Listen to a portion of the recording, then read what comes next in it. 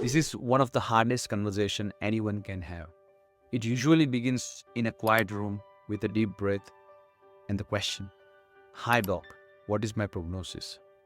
And then you hear a number, maybe 24 months, and everything just freezes and shatters all your hopes. But what if I tell you that number isn't a countdown? It's just a data point, a number from the past, not a sentence on your future. Let's unpack that. This graph, called the overall survival curve, it comes from the clinical trial, cancer registries, or a database. Hundreds, sometimes thousands of patients followed over time, and this number and statistics graph derived.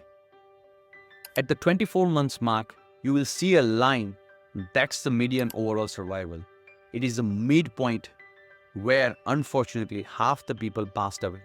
But also half the people in that study live longer. If you focus on the tail of that curve, some people live for many months or years. So let me tell you, no one has a crystal ball to predict your life expectancy. So why overall survival need to be discussed, and why do we bother about it? Overall survival is one of the most powerful tool to the medical oncology team. It is a very crude, but it is easy to measure and cannot be manipulated.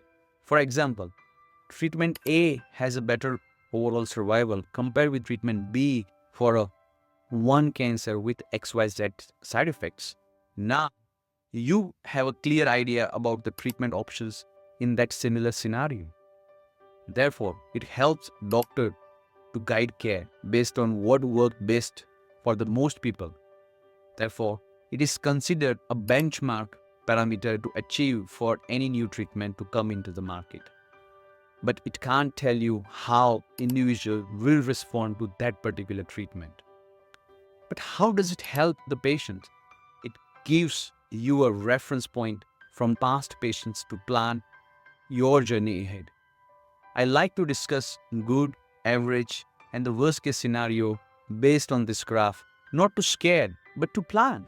I tell my patients to hope and work for the best case scenario, but also prepare for the worst case scenario too. It gives reference to plan life and treatment accordingly. Some patients may choose to have a very aggressive approach if the time is limited. But why others may wish not to have too toxic treatment if the time is limited. It helps to clarify your priority in life, like work full-time or part-time, or take some time off to take that family trip or any other bucket list item.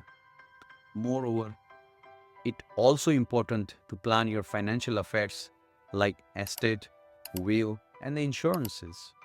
Additionally, it also helps people around you to adjust their priority. Loved one may decide to spend more time with a person fighting cancer. It is a time to prepare, not out of fear, but out of clarity. So the next time when you discuss overall prognosis or overall survival, don't ask the number, but ask good, average, and the worst case scenario. Remember, overall survival is not your expiry date. It is a reference point to plan, not to get panic. Thanks for watching this video. Please like, share, and subscribe, and drop down any comment or question to cover in the next video.